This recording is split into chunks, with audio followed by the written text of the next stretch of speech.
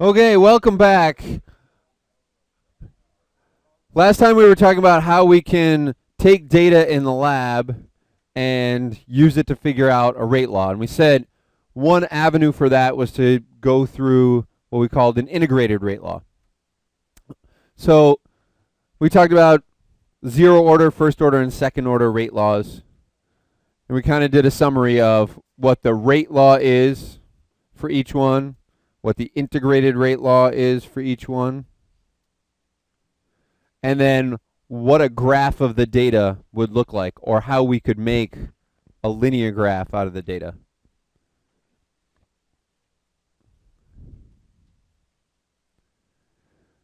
All right, so one more thing to mention is the idea of half-life. So the half-life of a reaction is defined as the amount of time it takes for half of a sample of reactant to be used up. It turns out that half-life is a fixed value for a first-order reaction, but not for any other order. All right? So I just want to do a little math to show why that's true, and actually we can find a relationship between half-life and the rate constant for a first-order reaction. All right, so for a first-order reaction,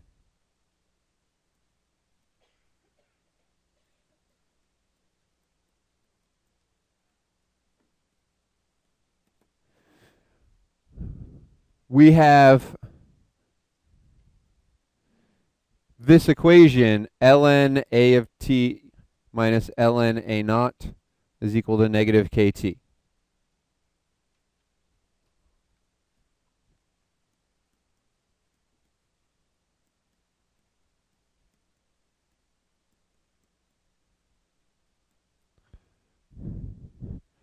And just to remind ourselves, in this equation, what does A sub t represent? Concentration of reactant at time t.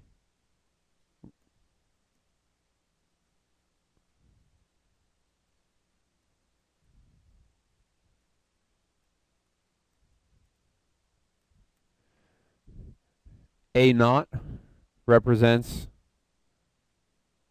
initial concentration, or concentration at time 0.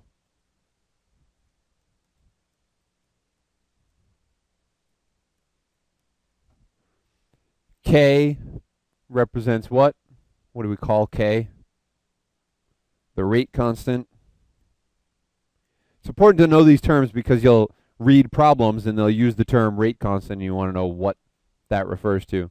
All right, so this is the rate constant. And then T is time. So if we want to find the relationship between half-life and K, essentially what we're going to do is think about what's the relationship between the concentration after a half-life goes by and the concentration initially.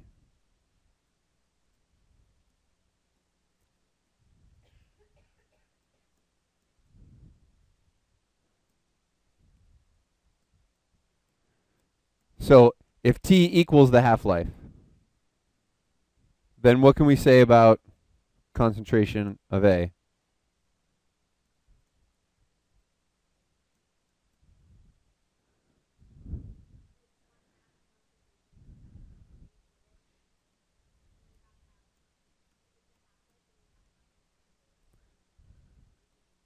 All right, so the half-life is the amount of time it takes for half of my initial sample to get used up. So at the half-life, the concentration will be equal to half of the initial concentration. All right.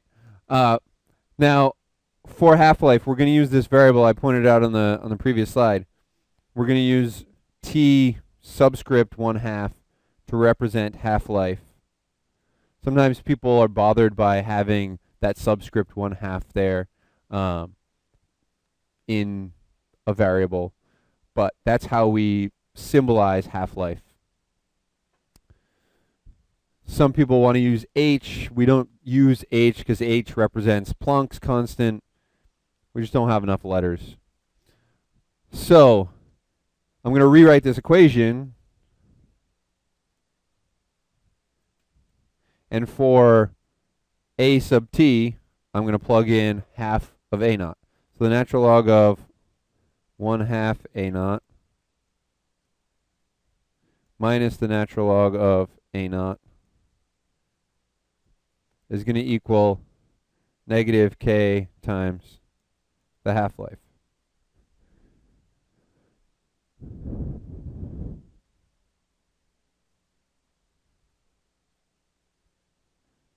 All right, who's good with properties of logs?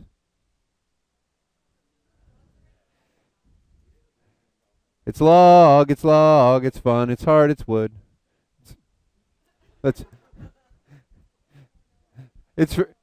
It's from this old Ren and Stimpy cartoon. It's log, it's better than bad, it's good. I don't know, it was a jingle. It was an advertisement for selling logs. All right, but properties of these logarithms. If I'm subtracting one logarithm from another, what can I do? Divide. So essentially, this whole part on the left,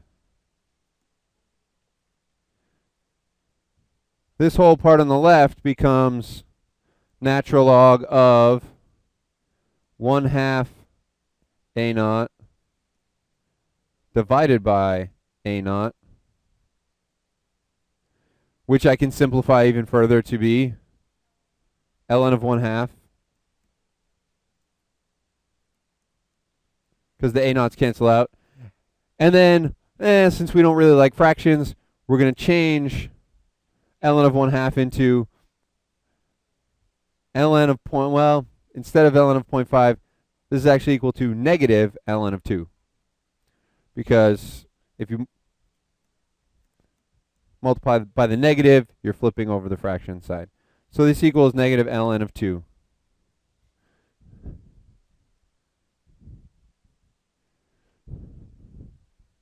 All right, so if I rewrite my equation now, I have negative ln of 2 equals negative k times t 1/2. So I can get rid of the negative signs.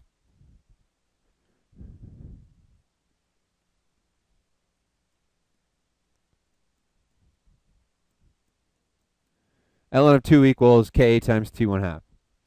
If you break out your formula sheet, you'll see that equation is there. I think probably slightly differently. It probably says t 1/2 equals ln 2 divided by k. But I'm pretty sure they put this on the formula sheet. Yep.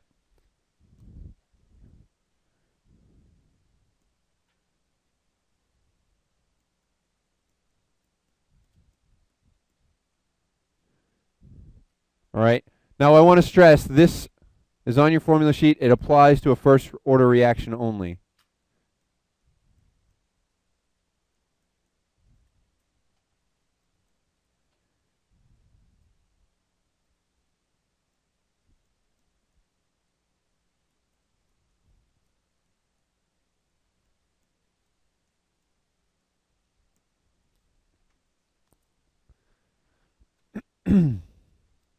So again, you don't need to know any of that derivation, but the equation's there on the formula sheet. It's nice to have some idea of where it came from.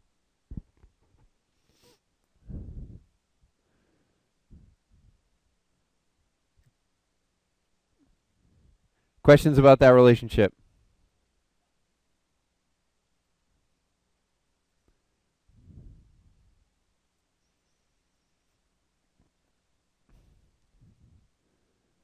All right, what if I had a second order reaction?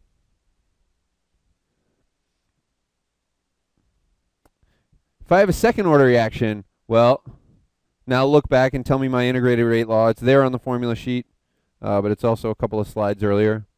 What is my integrated rate law for a second order reaction?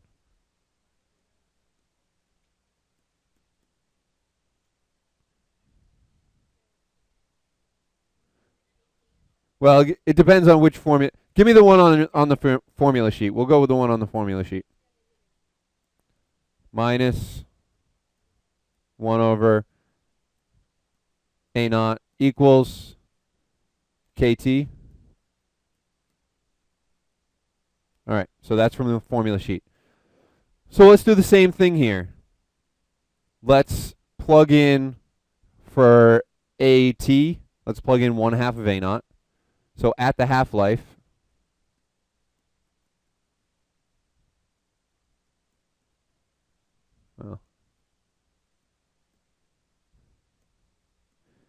after 1 half-life,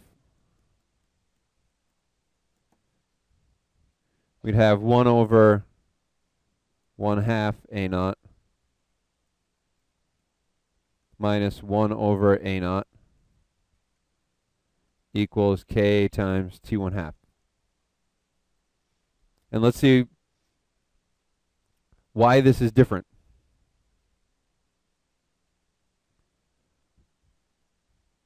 For the first order reaction, I was able to simplify. For the first order reaction, notice the A naughts canceled out down here at the bottom. At A naught on top, A naught on bottom, they canceled out.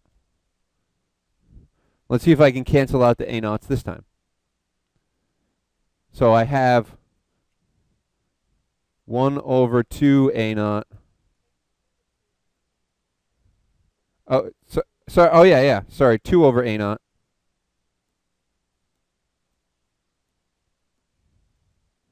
Minus 1 over A naught.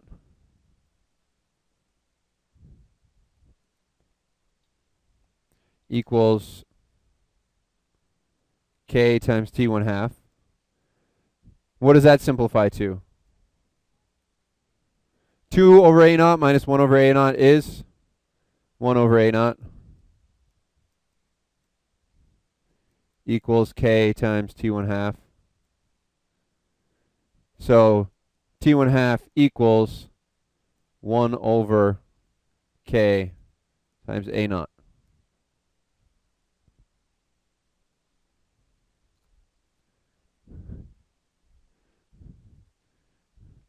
Why is that not a fixed half-life?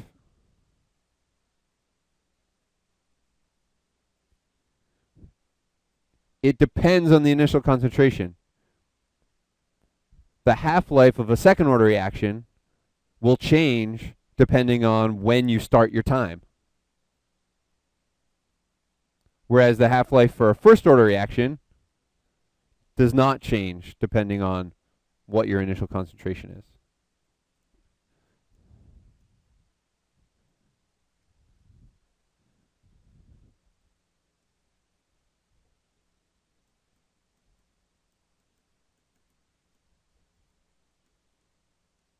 Dependent.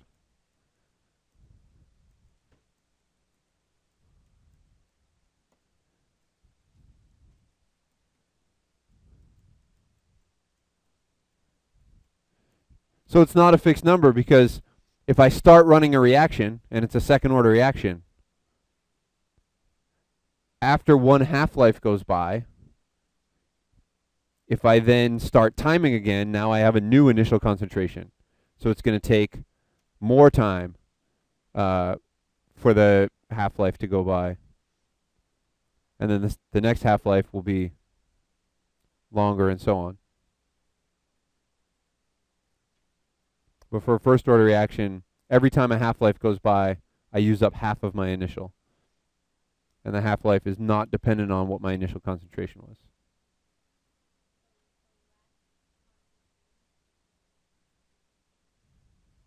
So yeah, what this tells me is because initial concentration's in the denominator, the smaller the initial concentration, the longer the half-life will be.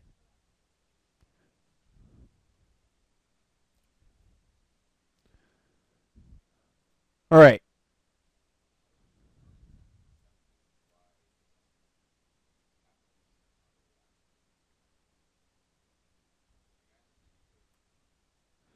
So the question is, all right, I get the math. I get that the math works out this way, but why conceptually does the half-life depend on the initial concentration? I mean, if you think about most processes that happen ever, most of the time, the amount it takes to use up half of what you have will be different depending on what the initial amount of stuff you have is. I think on the problem set I asked you to do this for a zero order reaction and show that for a zero order reaction the half-life depends on the initial concentration. But if you think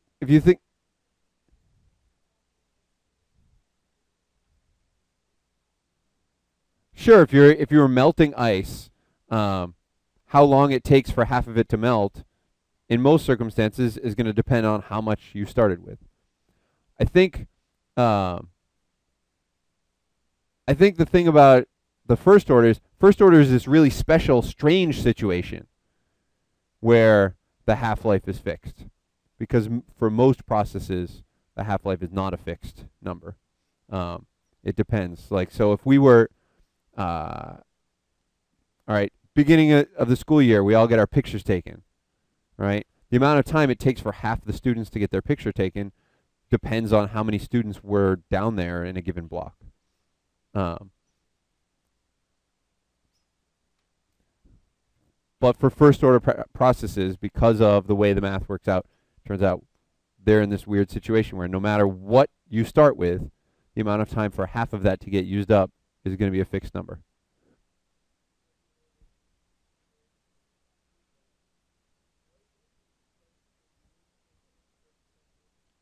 So the question is, what exactly does it mean when something's first or second order? All right. So it means, like literally, that to translate, if I say this is a first order reaction, what that means is in the rate law, the exponent on concentration of reactant is 1. Right? So that's just translating. When I say a reaction is first order, that means the exponent is 1. Okay? What that also means is, in my rate limiting step of the reaction, in the reaction mechanism, the rate limiting step only involved one molecule of the reactant. So this is how it gives us insight back into the mechanism. First order reactions, I should point out a vocabulary term because I think I've seen this on some of their materials. First order reactions are called unimolecular.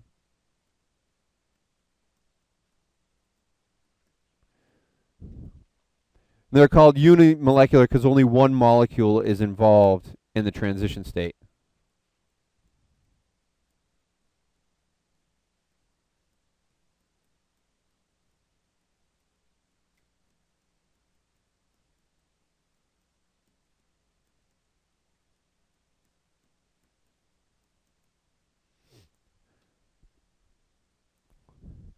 Whereas a second order reaction, any guesses for that?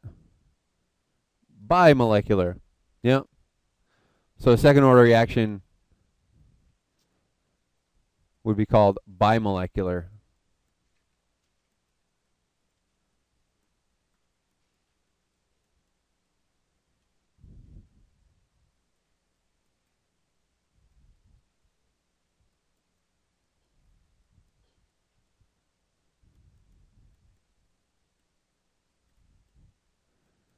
Now, zero order reaction, it's actually impossible to have a reaction that's overall zero order. You can have a reaction that is zero order with respect to one of the reactants. But a reaction can't be overall zero order. So that actually doesn't have a name associated with it. I know everyone wanted me to come up with a, I don't know, no molecular reaction or something. There's no, I wouldn't associate a name with that.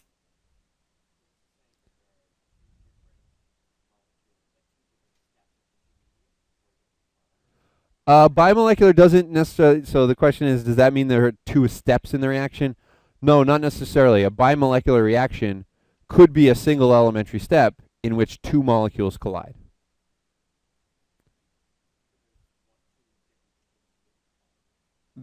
So the question is, are there two different intermediate molecules? No, there don't need to be any intermediate molecules. So for example, I'll use an example from the problem set. On the problem set, you're given, let me give myself a blank slide. On the problem set, you're given an example of what we call the SN2 reaction.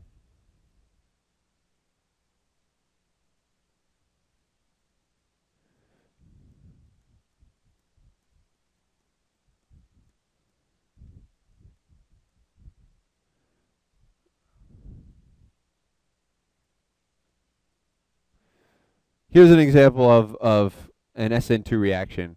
Iodide ion reacting with methyl bromide here. These two things come together and they make methyl iodide and bromide. This occurs through no intermediates. This reaction occurs in a single collision. How many molecules are going to be involved in the transition state? If I sketch out what the transition state would look like, well, at the transition state, I've started forming my new bonds. I've started breaking my old bonds. So I'd start forming a bond from carbon to iodine. I'd be breaking my bond from carbon to bromine. And so it would look something like that. But this is still a single elementary step that is bimolecular, because there's two molecules involved in the transition state, the iodide and the methyl bromide.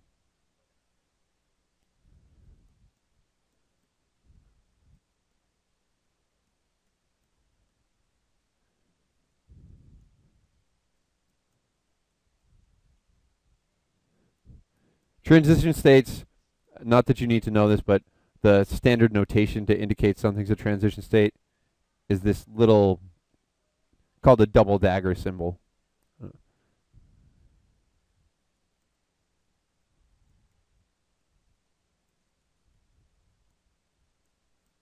Yeah, so something can be unimolecular and be a single elementary step, or it could be a unimolecular reaction that actually has several steps, but it's just the rate limiting step only involves one molecule. So saying something's unimolecular or bimolecular doesn't actually imply a number of steps, but what it implies is how many molecules are involved in that transition state.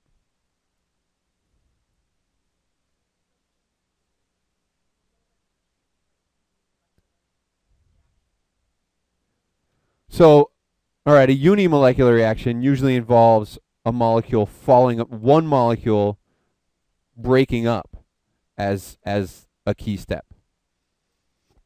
So there's only one molecule in the transition step. So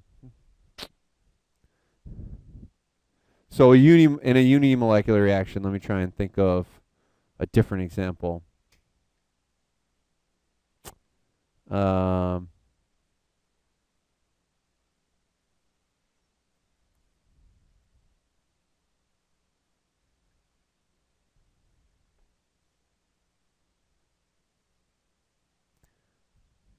I don't know. I'm gonna just make up a generic example.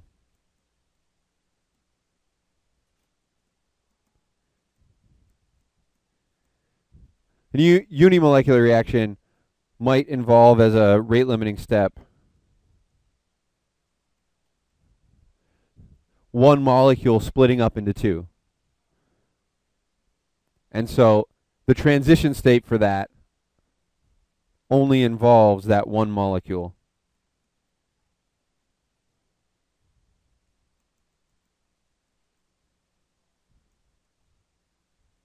For some reason, writing at the bottom of the board, the pen doesn't always do as well.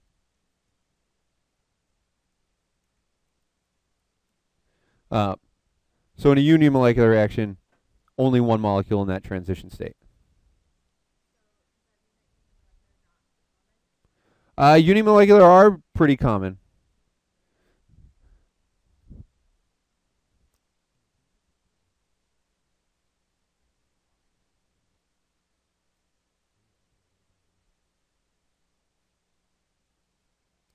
I got to change the battery on the mic. Back in a minute.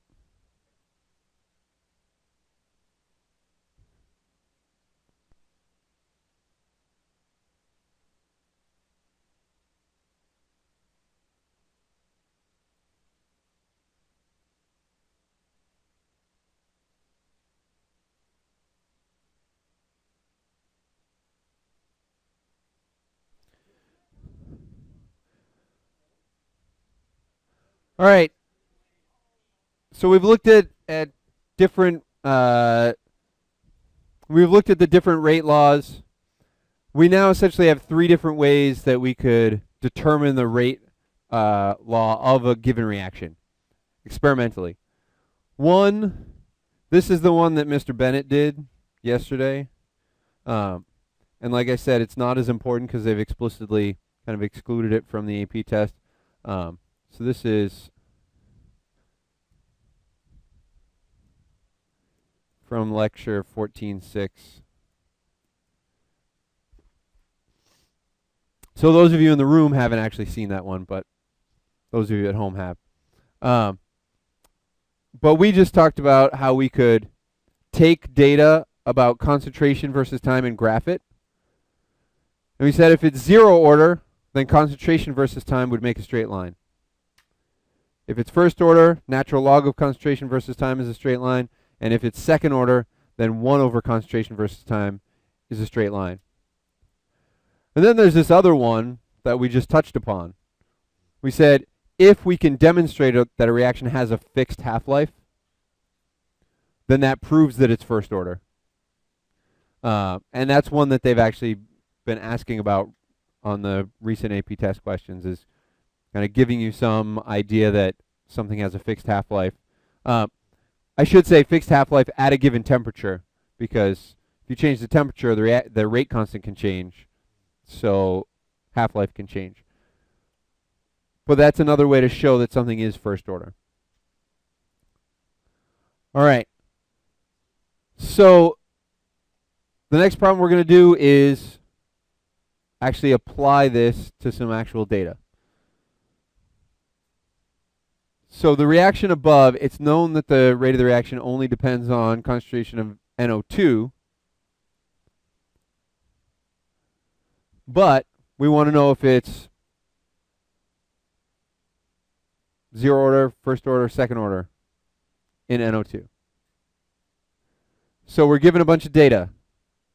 What we want to do is find out the reaction order from that data.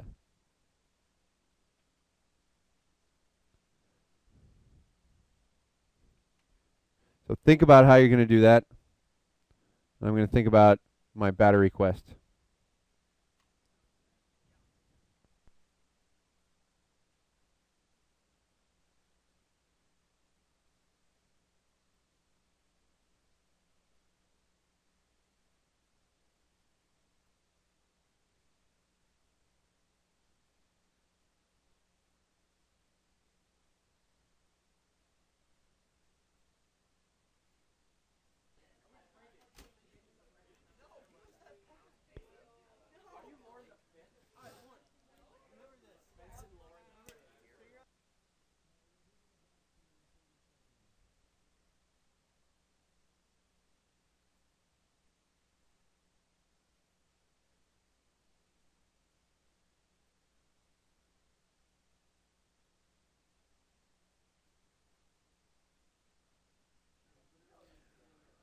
All right.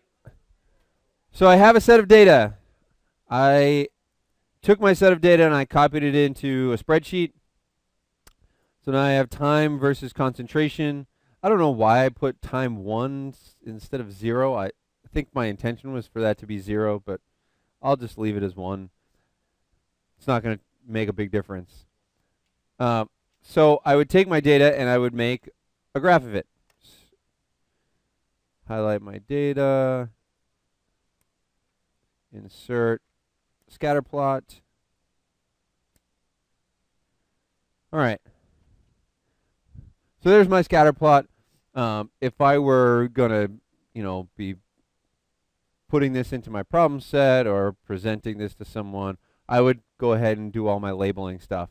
But just to answer the question, I'm not going to go through and label it. I would put in a linear trend line, and if I wanted to, I could put in the R² value to kind of prove to myself whether this line matched up with the points well. But I can eyeball that. Does that line of best fit match up with the points very well? No, there's clearly a curve there. All right. So what that tells me is This reaction is not a zero order reaction because concentration versus time is not a straight line.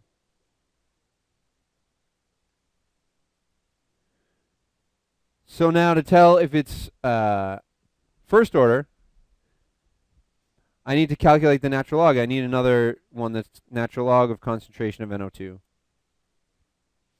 So to do that, remember I would say equals ln parentheses, and then just highlight cell B2.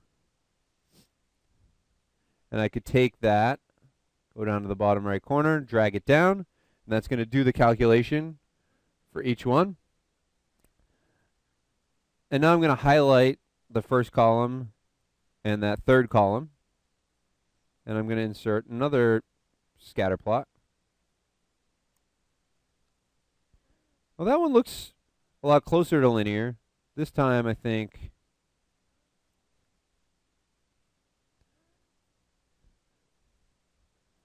I'll put in the r² value.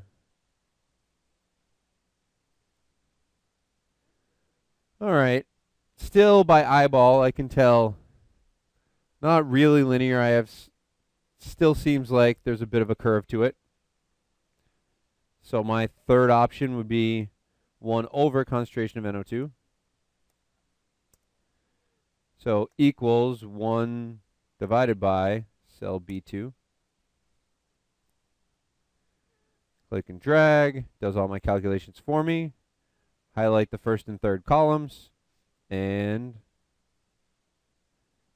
put in my scatter plot. Oh, that looks pretty linear. Let's double check.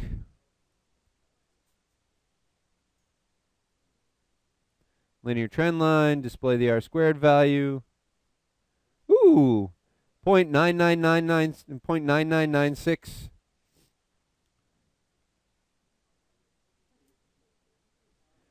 All right. That seems like a pretty good fit.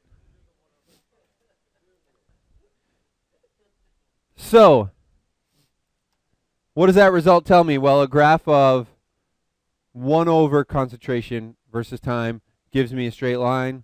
That tells me this is a what kind of reaction? Second order reaction.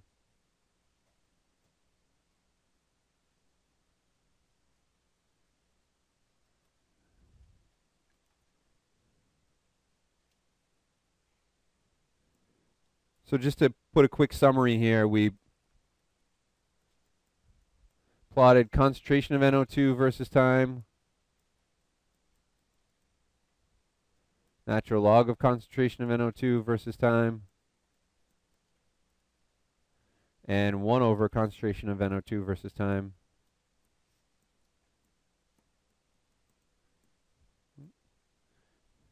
We found that this one was curved, this one was curved, and this one was linear. And based on that, we can say that this is a second order reaction.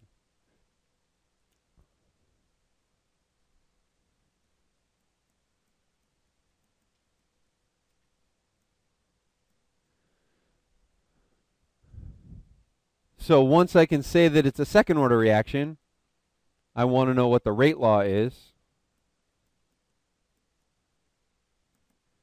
Well, rate laws always have the form rate equals K times concentration of the reactant, in this case, concentration of NO2.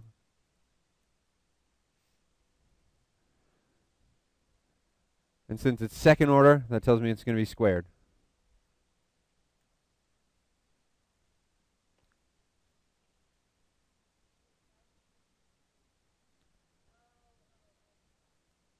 So this is just answering the part of the question that said, what is the rate law? Or is it first order, second? Actually, I don't even remember what the question said. Determine the rate law, the integrated rate law, and the value of the rate constant. So that's my rate law. Rate equals K times concentration of NO2 squared. The integrated rate law.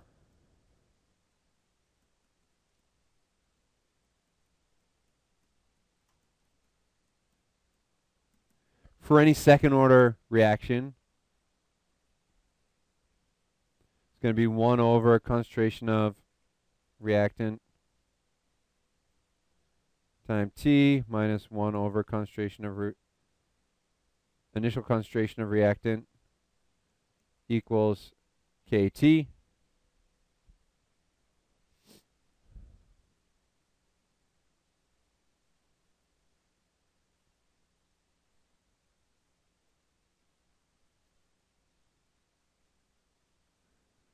And now the value of the rate constant. How does the data give me the value of the rate constant?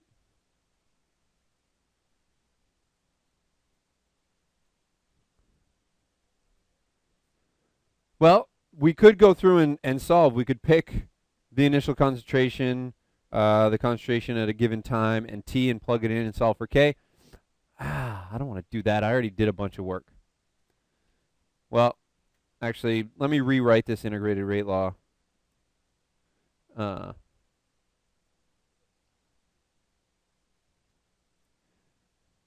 Let me just move the 1 over initial concentration to the right side.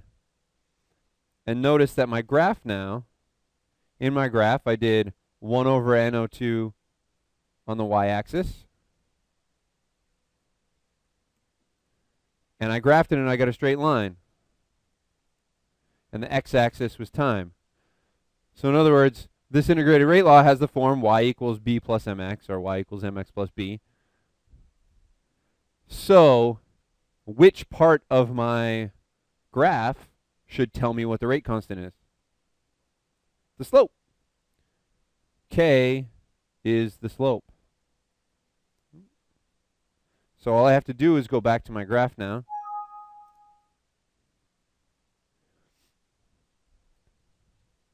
And the equation was y equals 0.0002x.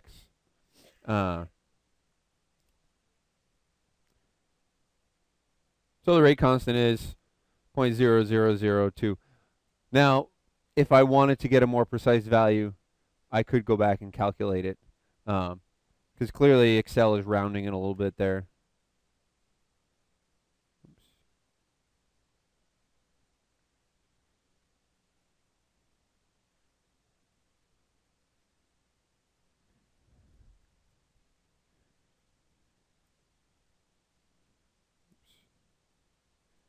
So I have K equals 0.0002. Oh, but I want units whenever I report a value. I want to put units on it. So let me think about this. I had 1 over concentration of NO2.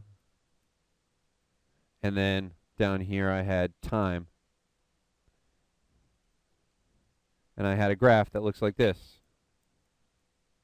So slope, remember, is delta y over delta x, rise over run, right? What units is my y-axis in? Not moles per liter. Liters per mole, it's 1 over moles per liter, right? So this is in liters per mole. So this will be liters per mole. And then what was x in? Seconds. So 0.0002 liters per mole per second would be my units.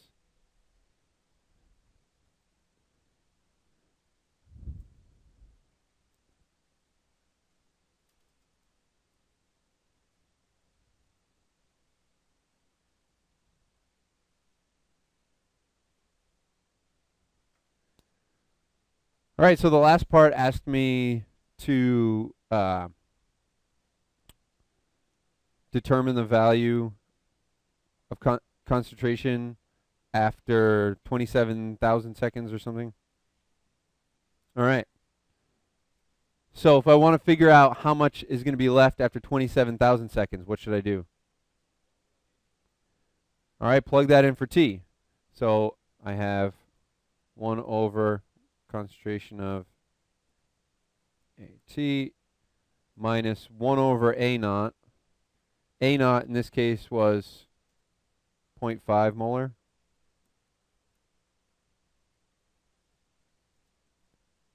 Is going to be equal to KT So instead of KT, I'll say 0.0002 and then T 27,000 seconds.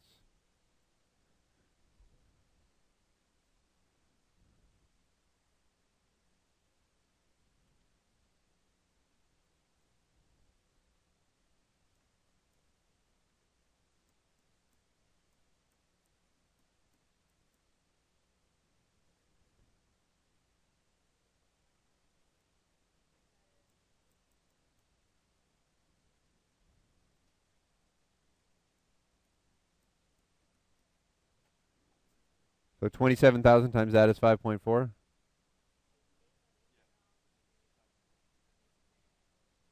All right. So then this will be 1 over 7.4, which is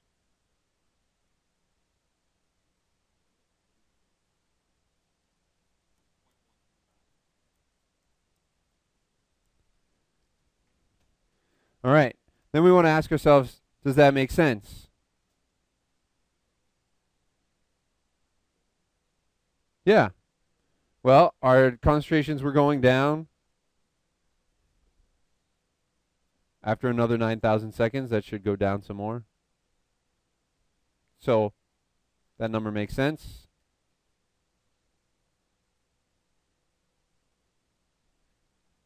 Question?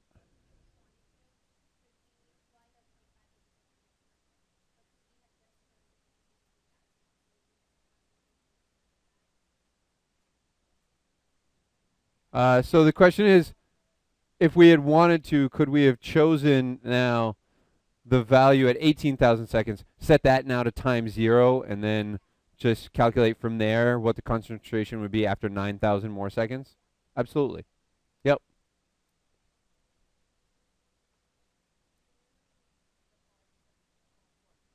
The the 5.4. This here is this number here is 2, and then this here, when you multiply them together, is 5.4.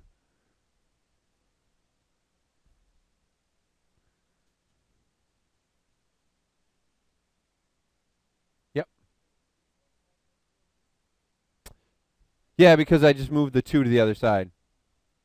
So the right side became 2 plus 5.4.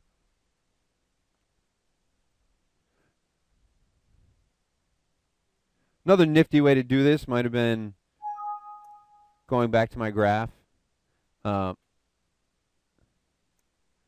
can go back to my trend line options, and I can ask it to forecast forward by 9,000 seconds. And then I could read off the graph. You can see over here now the graph is going to 27,000 seconds, and it's at about 7.4. So the concentration at that time would be 1 divided by 7.4. So you can always ask your spreadsheet to extend the graph in one direction or the other, which can be useful. All right. So now we know the rate law. What does it tell me? Well, it tells me that in this reaction, in the rate limiting step, in that highest energy transition state, how many molecules of NO2 are involved?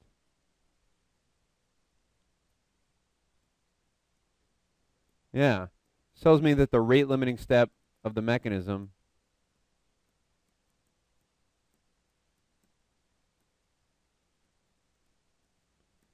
has to involve 2 molecules of NO2.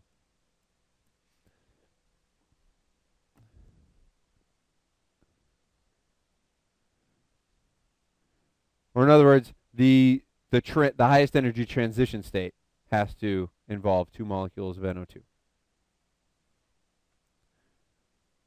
So if I'm considering potential mechanisms, I can throw out any mechanism that isn't consistent with that rate law.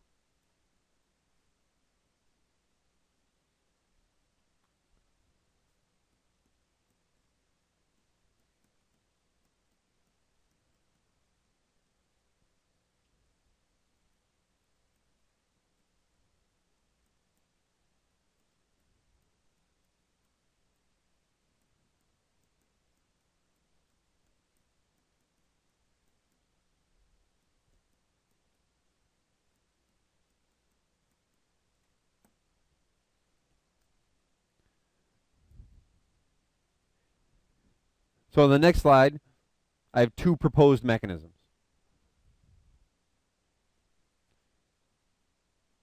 In one mechanism, you start with a slow step where two NO2 molecules bump into each other, and then you have a fast step where one of them then, an intermediate then bumps into the carbon monoxide.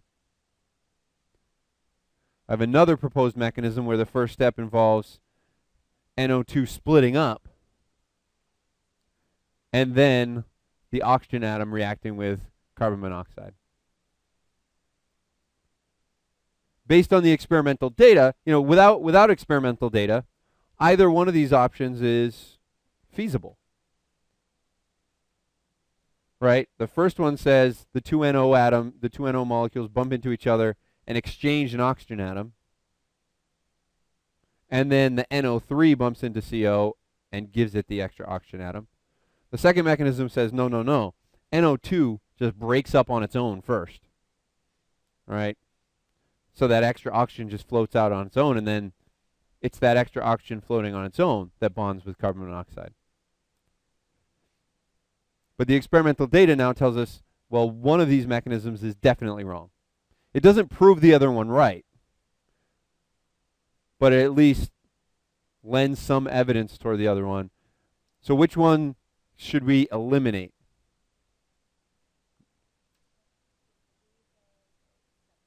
All right, mechanism B would have what rate law?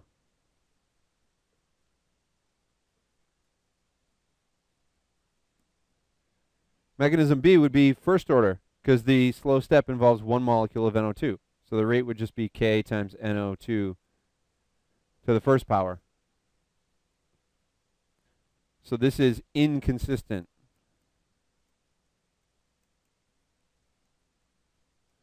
Whereas this one is consistent.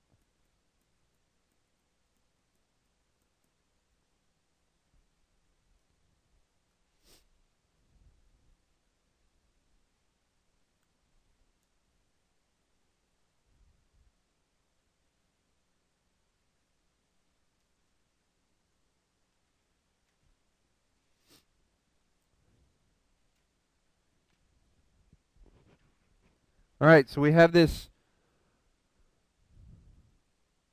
whole rigmarole we've just gone through.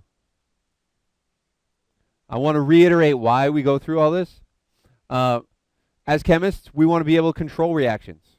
We want to be able to use reactions for our purposes. In order to do that, we need to understand how they happen. One of the ways to figure out how they happen is to do a kinetic study, to figure out the rate law. And then once we understand the mechanism, we can design catalysts for reaction. We can design similar reactions where we say, oh, well, if it works, if this step works with this substance, maybe this similar substance would work too. So there's lots of reasons to go about this. No?